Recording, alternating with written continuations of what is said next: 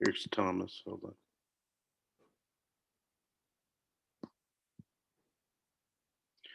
All right, everybody. Well, listen, good morning for some, good evening for most of you.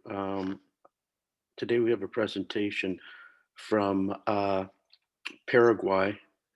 I believe it's other than Paraguay and Bolivia, those are the only two really landlocked countries in South America. And Yeah. today we have the pleasure of Dr. Nestor Cardozo, who is going to give us a lecture on the delivery of otolaryngology healthcare in Paraguay, as well as the requirements for receiving a degree in medicine in otolaryngology. This is similar to prior lectures we've had from Lithuania with Thomas, Roman from Ukraine, and we have more to come from Uruguay, hopefully Colombia, Ethiopia, and Poland in the near future. So with that said, I'd like to introduce Nestor and give him the opportunity to share with us his experience in Paraguay. Hello, everyone. I'm Nestor from Paraguay, and I will try to show you at least a little how is Paraguay in matters of ENT education and ENT assistance to patients. Well, I'm going to share my screen with you.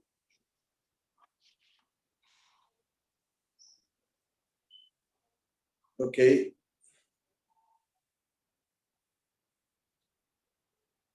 Let me know if you can see my presentation, please. Yeah, we're good, Nestor. Thanks. Okay.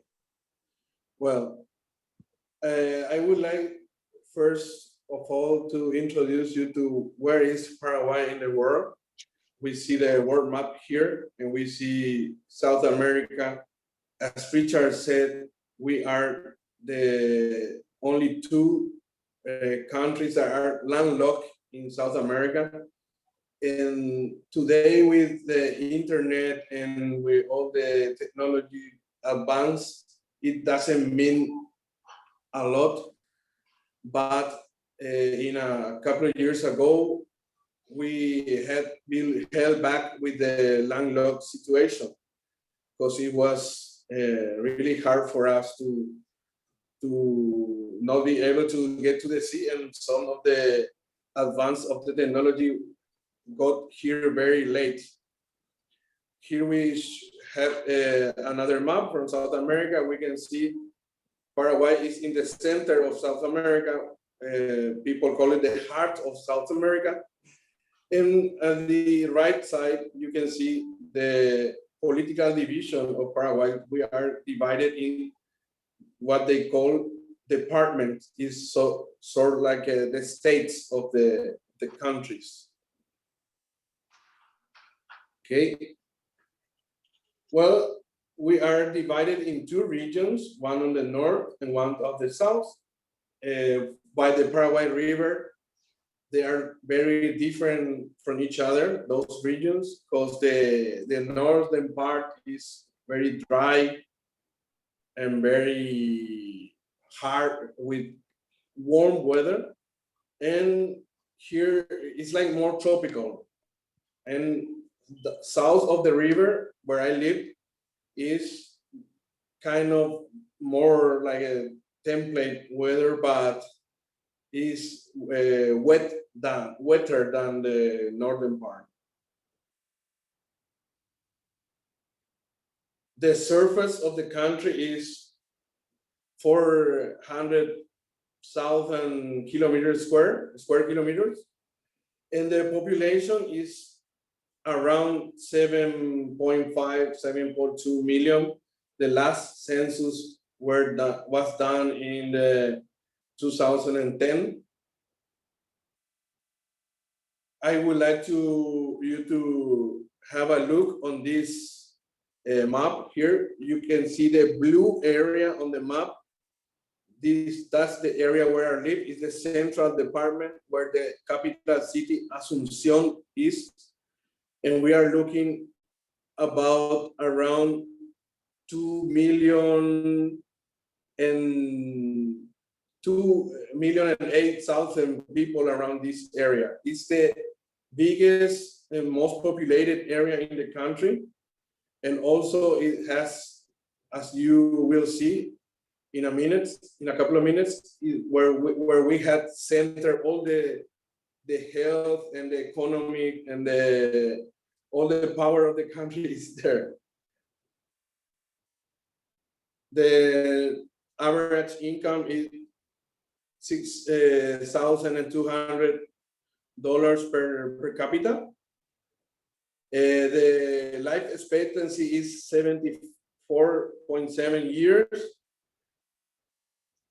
The literacy rate is about 90%. So the government says. And here in Paraguay, it's not that important, but in other countries, I will say that religion is a very important part of it. So we are mainly Roman Catholic, 88% of the population, and other Christians religions as well.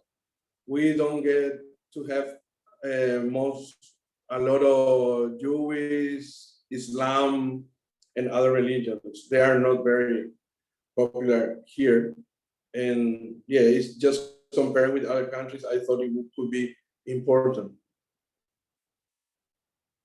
Well, just to show you how Paraguay is, I like to share with you that 82.6% of the people have drinking water or running water through the tap on their homes. Internet access is only available for 28.3% of the people. Mobile phones, they say there is a 96.7% of people with mobile phones in the country. And the government healthcare cover is 28.1%, and it's very low. That's why I put the eyes there. Okay, Paraguay is the only country in South America who has two official languages, and most of the countries and a lot of countries in Europe had two or more official languages. But the thing is, in Paraguay, one of the official languages is the native language, that is Guarani, but people mainly speak Spanish. We had a constitutional republic, we had a president and a parliament, and our main exports are soybean, cotton, meat, and the resources. We are one of the greatest producer of hydroelectrical power in the world. We have the second largest hydroelectric dam here, shared with Brazil. And the interesting fact is that Itaipu Dam that I was talking to you about is in the Paraná River. It's the second largest hydroelectric plant, but it doesn't mean that we had free or we had very low cost electricity. Okay, that was just to tell you some things about Paraguay so you can have in your mind how the country is, at least have a look. I would like to talk about the healthcare system.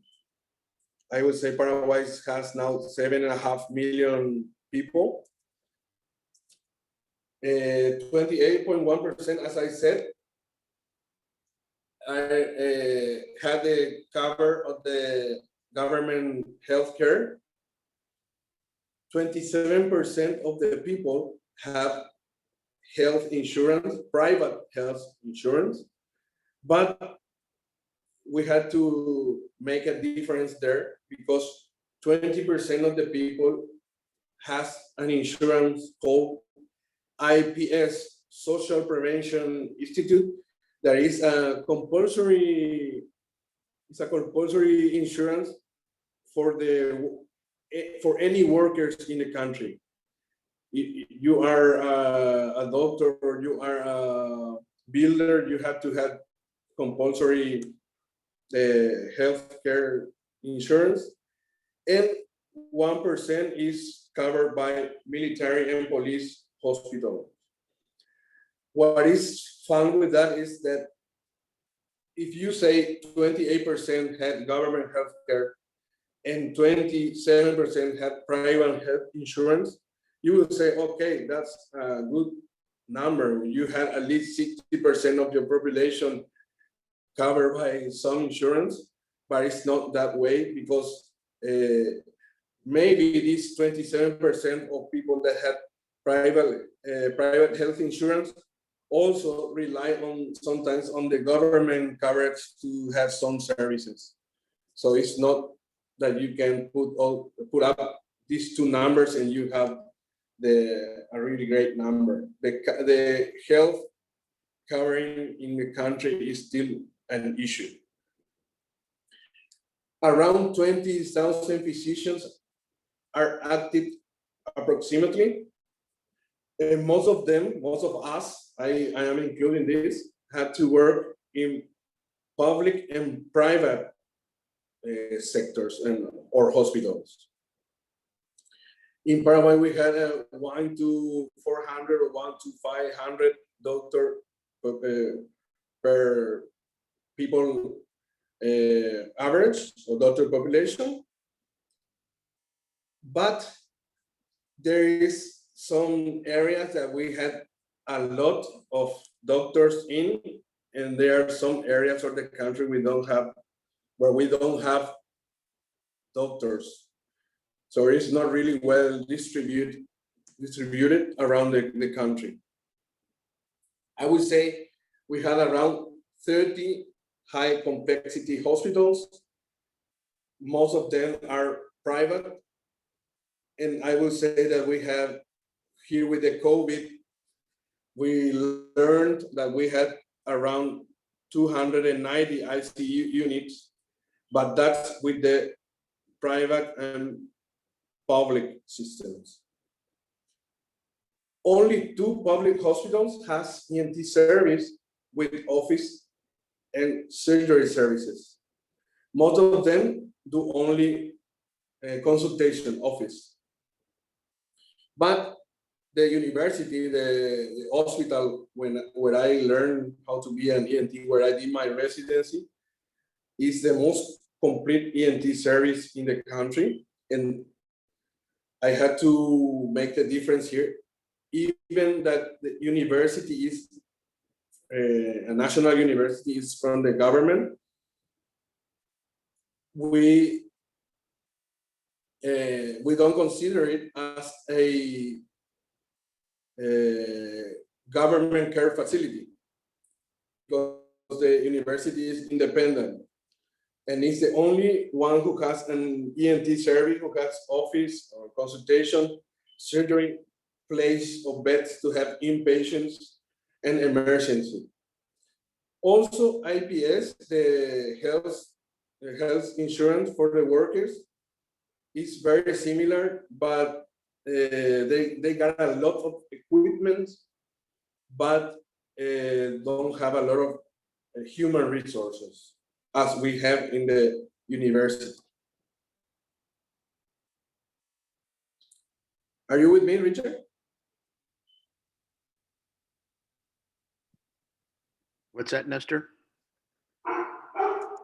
I'm just checking if you are still with me, because Yeah, we're here. I have, I'm doing, okay. Okay, in Paraguay, we are around 150 ENT general.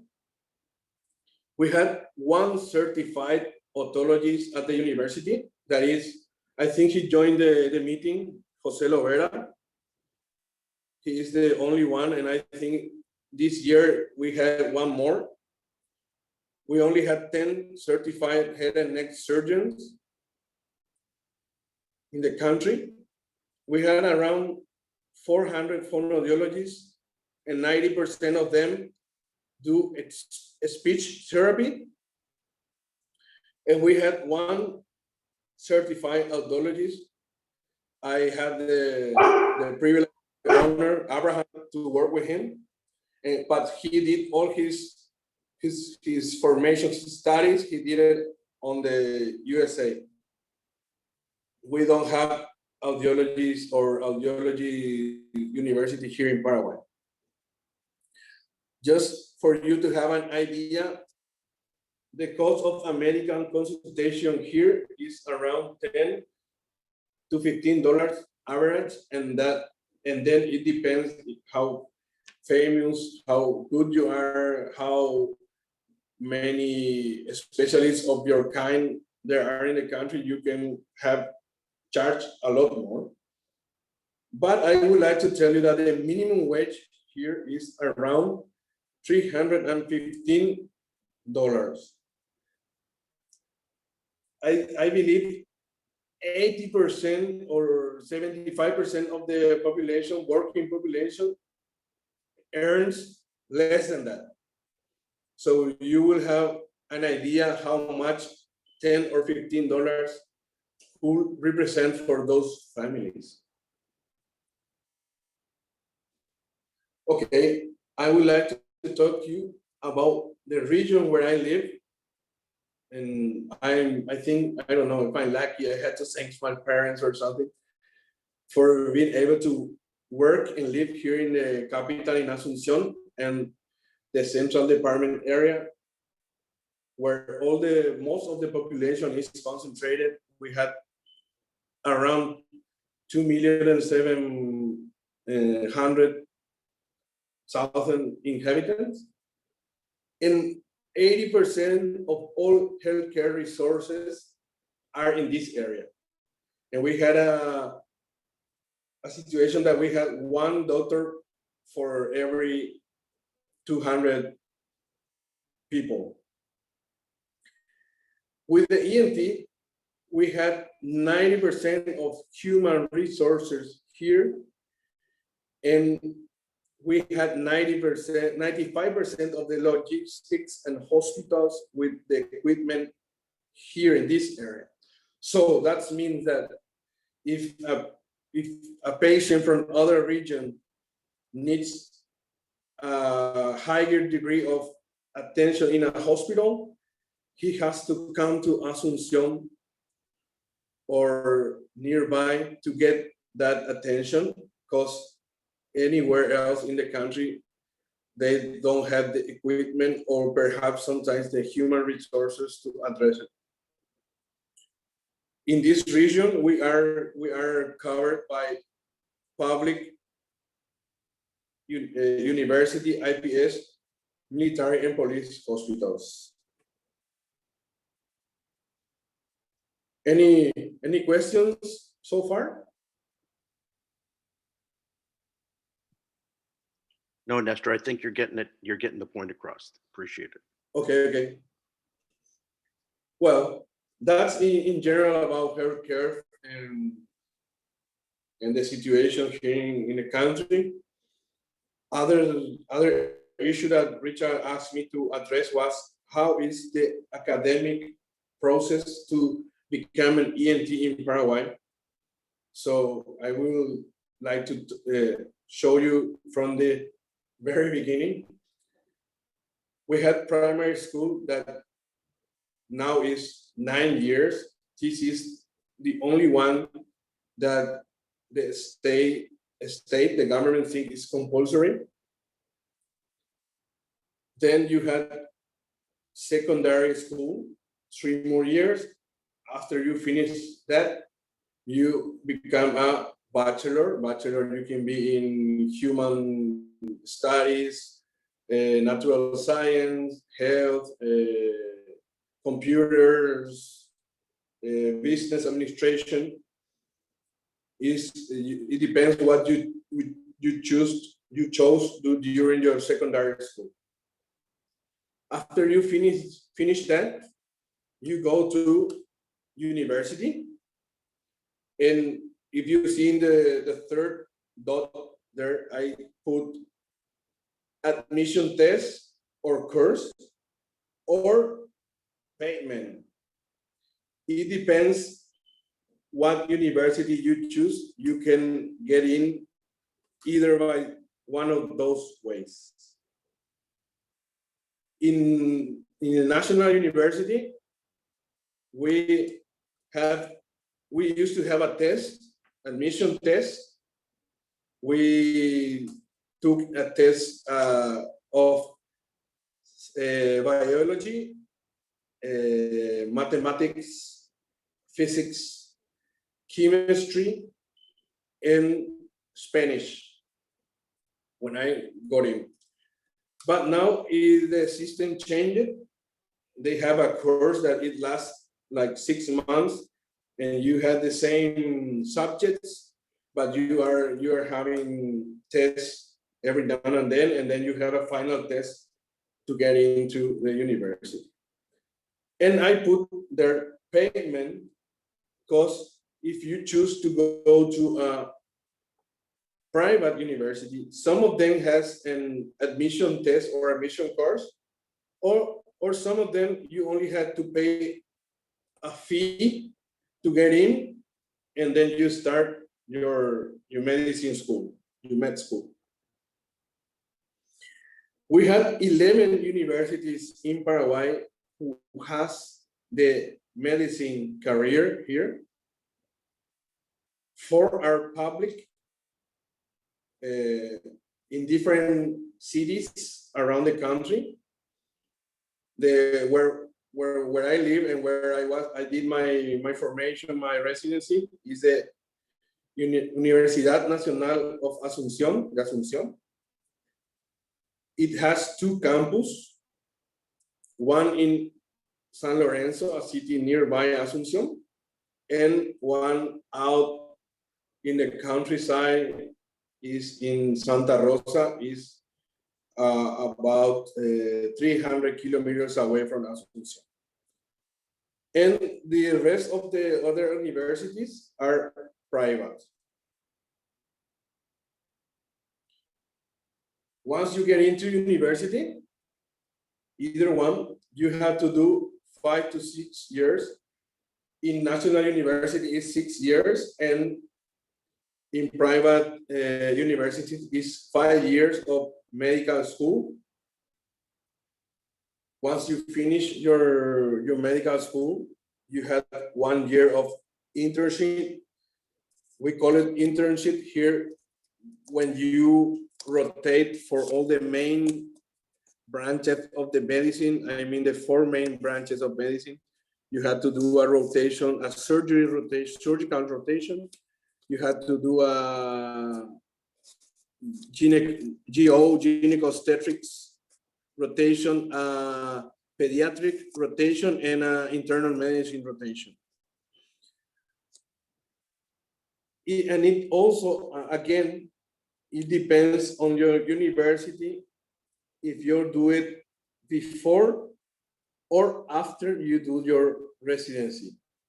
Because I did it, and my friends who are now listening to the chat as well, we did it at the National University. We did it before we did the residency. Private universities do it after, so you do it as you are already an ENT physician when you have to go to do your internship, and this internship has a compulsory part of it where you have to go to the countryside to work in a countryside hospital to be completed. Residency, most of them are lasting 3 years, except for a couple of other specialties. I think neurosurgery and gynecobstetrics are 4 or 5 years long. But for ENT, for the basic training, you do 3 years. And after that, if you want to, you can stay as a general ENT, or you can do a post degree or subspecialty or a fellow, how you call it in the States. And the only 2 fellows that we had available here in Paraguay are otology and head and neck. And you can get to them once every 2 years because it's a 2 years fellow. So every 2 years you had 1 new resident. Many doctors go to other countries to do the residency program after they finish university. During my time, it was around 10%. I don't know, and I don't think it got better. I believe there are more doctors that are going away to Europe, mainly Spain, Germany, Italy, and sometimes to United States, or sometimes Canada, Mexico, to do a residency program over there. Why? Well, sometimes they are searching for better education, or sometimes I think they are looking to learn some things that we had not available here, some branches or some subjects that we have not available here. Once you finish your ENT training, I say, and I will ask my colleagues from Paraguay to correct me if I'm wrong. This is a general list of procedures that we are able to do, more or less. Once you become an ENT specialist, you do general ENT, you have consultation from adults and children. You are able to do endoscopy, audiological basic tests like audiometry, tympanometry, low audiometry, and autoacoustic emissions. Some in-offer procedures, surgeries such as adenotonsillectomy, septumplasty, turbinectomy, paranasal sinus surgery, surgeries to control epistaxis. In otology, we are able to do ventilation tubes, tympanoplasty, some of us, larynx microsurgery, tracheostomy, abscess drainage, and the last in the list is foreign bodies retrieving by rigid esophagoscopy or bronchoscopy. And I highlighted that because it is not usually in other countries a place where the ENT normally treat their patients. It's not an area of the body that is for ENT, but because in earlier times in ENT education here in Paraguay, like 50 years ago or 40 years ago, ENT was considered as also for treating esophagus and bronchus disease. And that's why we are the ones who do rigid esophagoscopy and rigid bronchoscopy, and mainly nowadays for foreign bodies retrieving. Once you are an ENT specialist, many ENT colleagues travel to other countries to continue their training. Some of them want or go to another residency to do a subspecialty or a fellow, or some of them or some of us go to courses around the world in the subject of the area of your own interest. We have some courses here in Paraguay, but they are limited in the amount of people that they can take. And we have limited equipment as well. So far, so good, Richard? Fine, Nestor, thank you. Okay. I would like to also talk to you, and I will have pictures afterwards of the place where I did my residency, and I believe is the oldest and the most traditional medicine school in Paraguay. It's one of the 3 biggest hospitals in Paraguay, and I will say, and I will like other ex-residents from other hospitals to forgive me, but it's the only hospital planned as a school or teaching hospital. It's not the only one. The government has had to make other hospitals that weren't for teaching as a school hospital, but this is the only one that from the beginning was meant to be a teaching hospital. It has around 500 beds approximately. It has 40 ICU units, including children and neonatology units. MRI and CT are often available. Sometimes the machine breaks and you have to wait for a lot of bureaucracy to get them to be fixed, but they work, I would say, 70% of the time. And theoretically, it's the only public hospital with emergency for all specialties. And I would say public because, as I said before, it's not government run, it's from the university, even though the money is from the government, but it has some differences in the administration.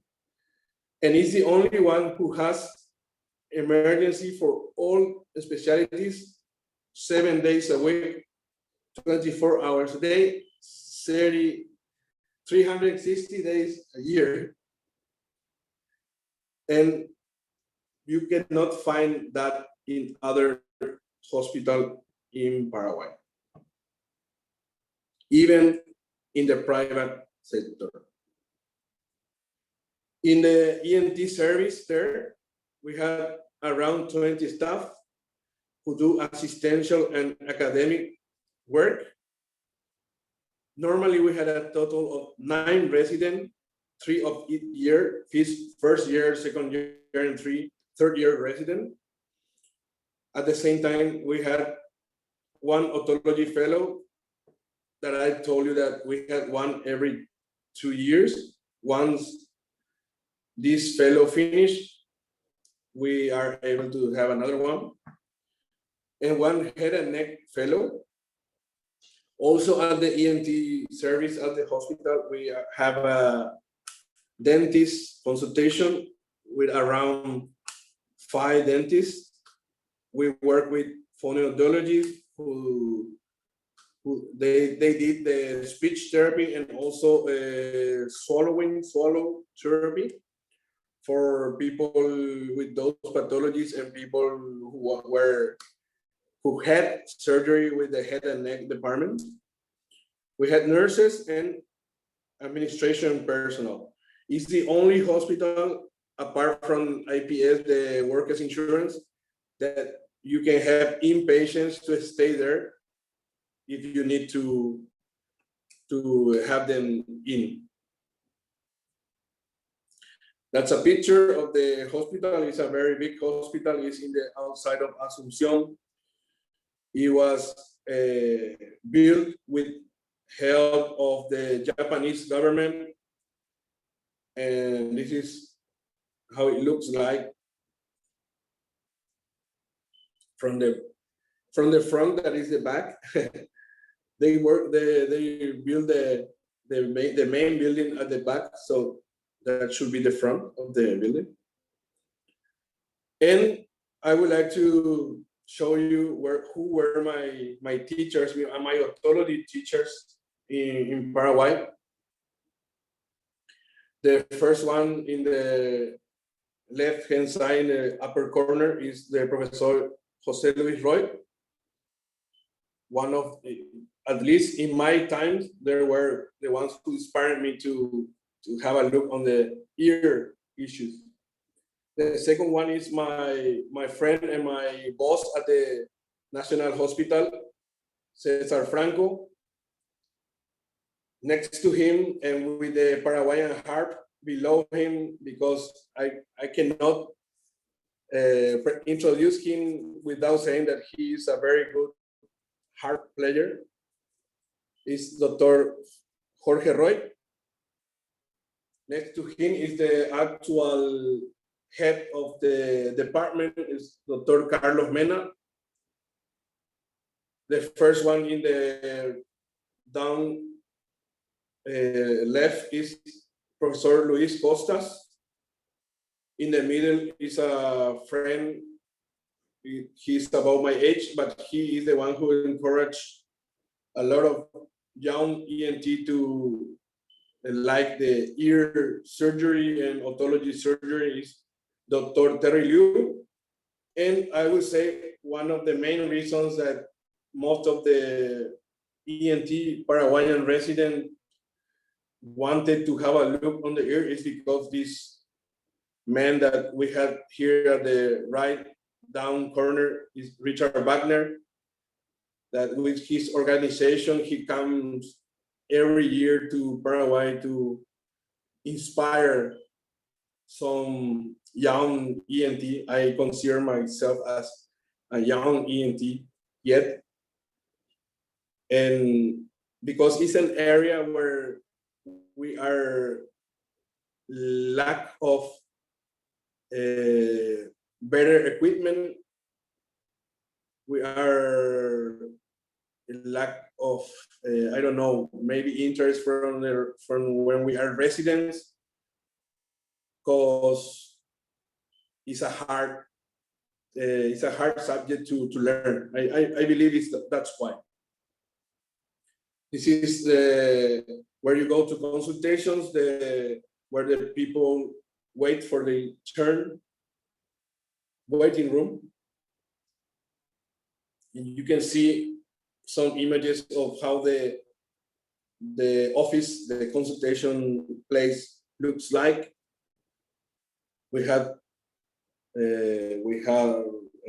microscopes, we have audiometers, we had headlights, we had the chairs, the mechanical chairs, we had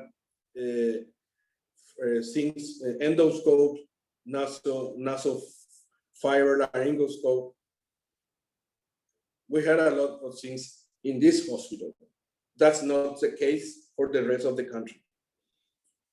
And we had at OR, at the operating room, we had a better microscope.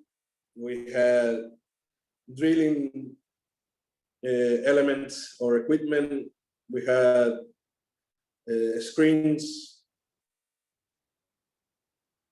Here you can see some of the residents and the instructors performing surgeries. Most of the equipment that we had over there. And that's Dr. Richard Wagner. He normally brings his own stuff. He's better than what we had. And he often shows the resident and teach us how to perform surgeries in Paraguay. We also have a temporal bone dissection lab, which Richard and his organization and Dr. Terry Liu helped to build up, and with the staff And normally once a year, only last year because of COVID, we didn't have a temporal bone dissection course, but normally we have it once a year, and it's available for residents to practice there every now and then, and every time they wish to do it. I couldn't end this lecture without showing you the place where I work. I don't work at the university anymore. I finished my residency and I went to another hospital to work.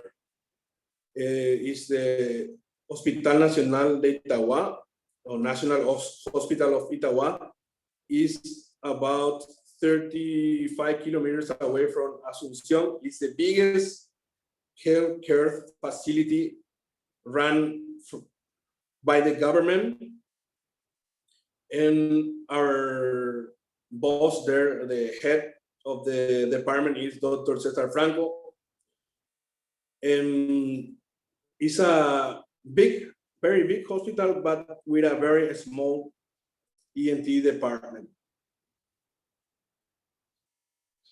Things that I wanted to let you know about how the government help patients.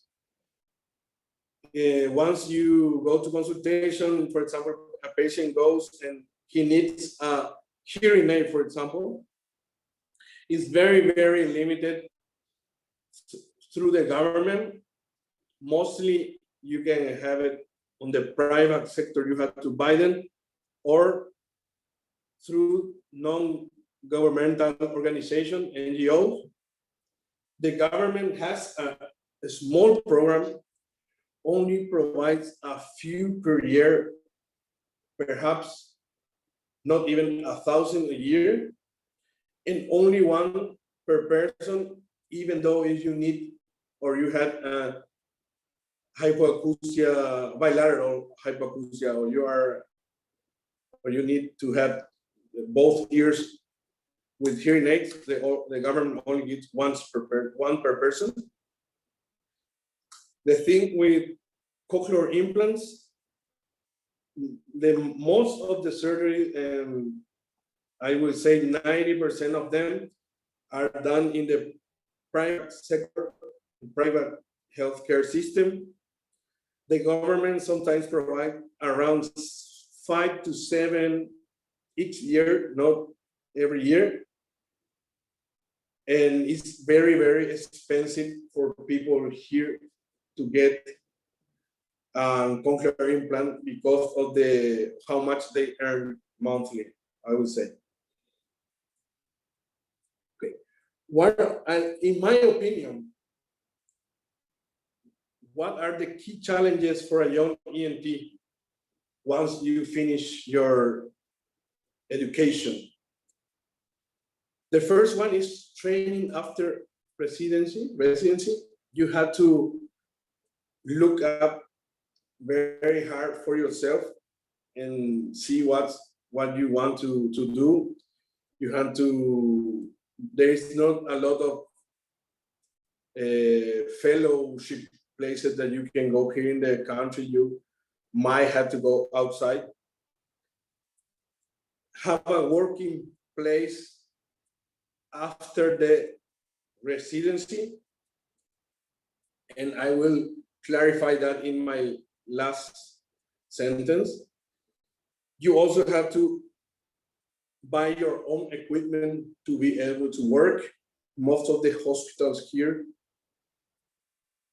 only if you work in the university hospital or if you work in the IPS hospital, the workers insurance, they will have the equipment for all the things that you need to do the ENT consultation or procedure or surgeries. Otherwise, you have to bring your own to everywhere you go. It's very, very hard getting hired by big insurance companies, private companies. And for all medical personnel or physicians in general, retirement plans is a really big issue. you have to work until you are very, very, very old. And sometimes physicians die before they can retire. And I think that I would like to also see one day is for us ENT to be able to work outside Asunción and be well paid for it. I mean, the 95% of 90% of the human resources are here in the capital city and the nearby area.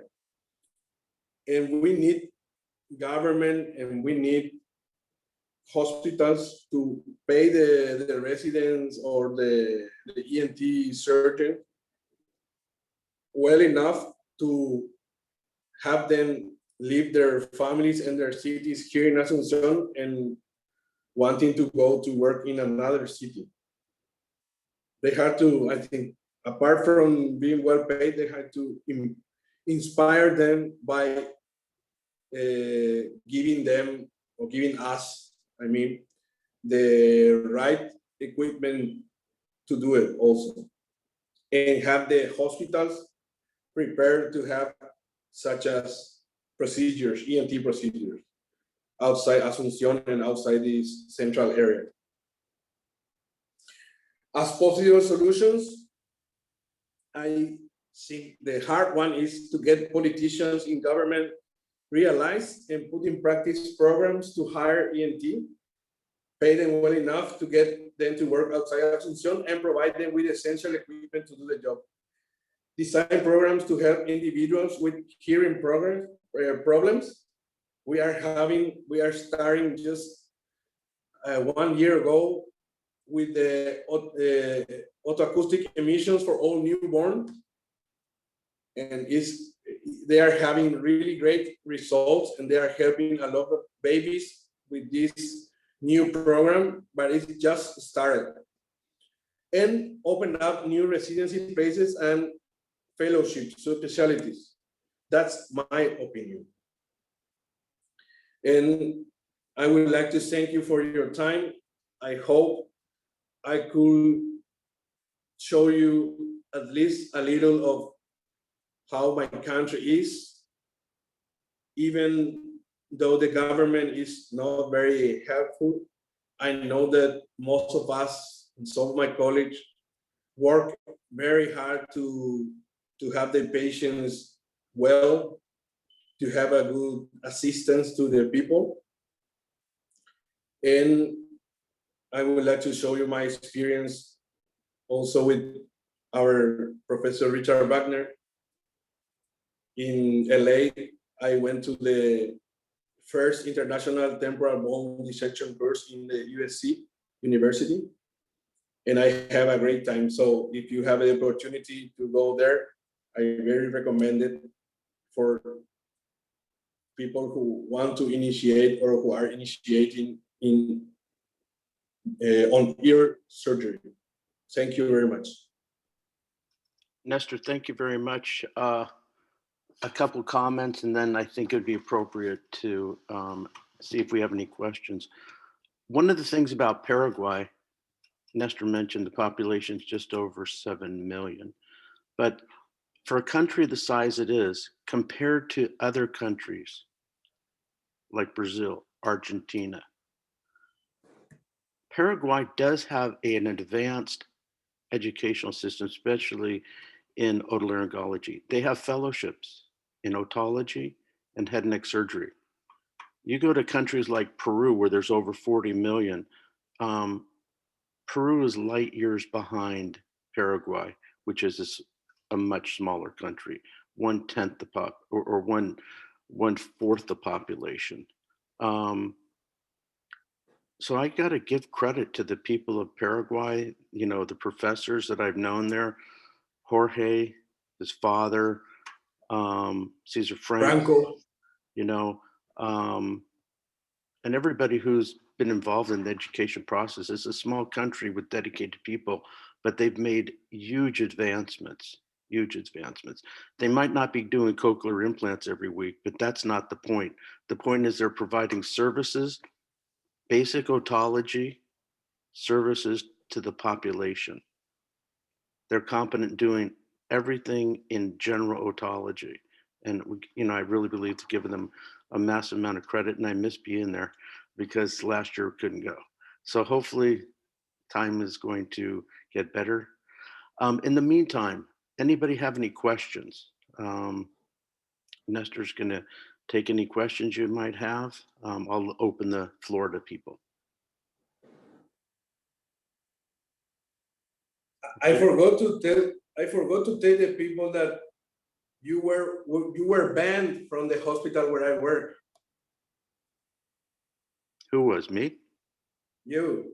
Really? Because, When was that?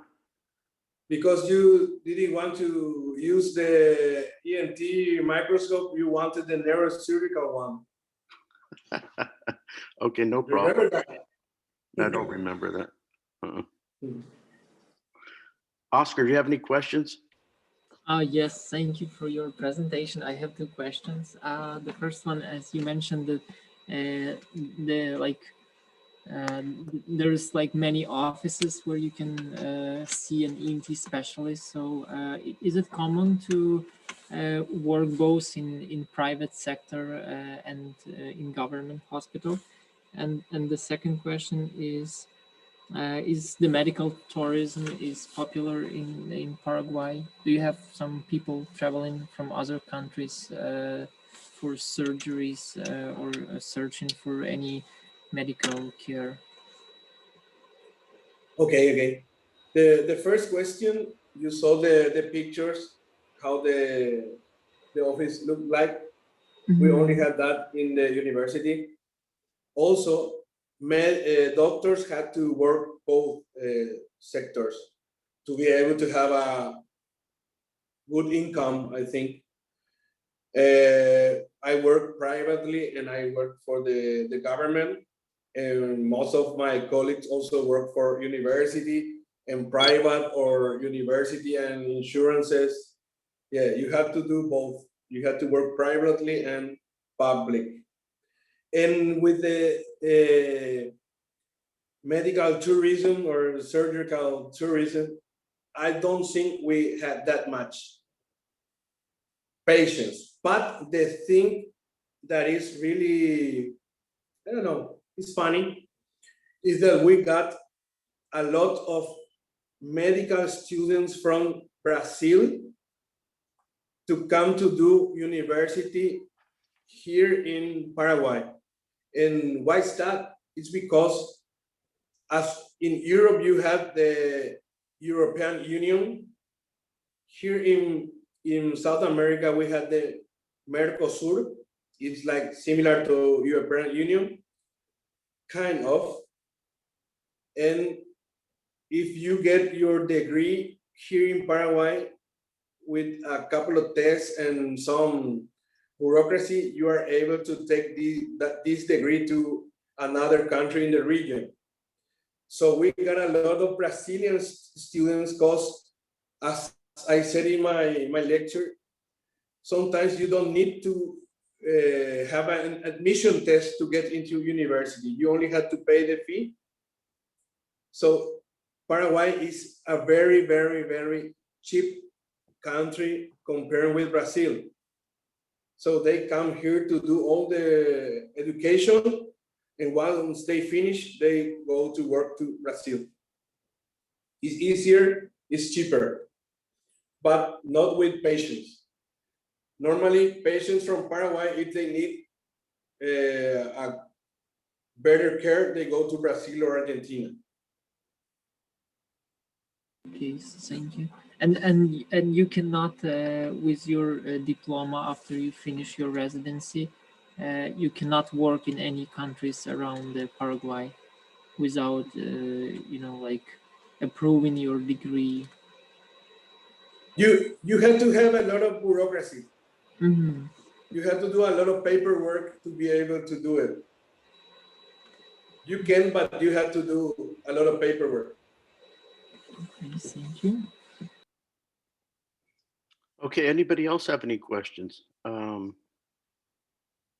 If you do, great. If not, one of the things that Nestor mentioned was hydroelectric, and I just want to tell you about. There's some of the greatest waterfalls in the world, Iguazu Falls. The other great falls are Niagara in the United States and Victoria Falls in Tanzania. Those are the three largest waterfalls in the world. And Iguazu borders Argentina, Brazil, and Paraguay. And if anybody ever gets the opportunity to go to South America, it's definitely a visit. So, If anybody ever wants to come, just have to give us a call or an email or something. We're happy to have them here. yeah, and if you're not a vegetarian, they have some of the best beef in the world. Every time I go to Paraguay, we have a huge barbecue outside. And Jorge's house, we've been there a couple times, so it's all good. Anyway, listen, Nestor, thank you for your lecture. I appreciate everybody joining. Next week, we have a lecture. It's a little different. It's on rhinology. So please join us. And then we'll get back to, I think we're going to Uruguay, and then we'll have more otology lectures. So thanks, stay safe, stay healthy. Hope that COVID's kind of reducing itself in your countries, and we'll talk next week. Okay, have a good one. Bye-bye. Bye. Thank you. You're welcome. Thank you, Nestor.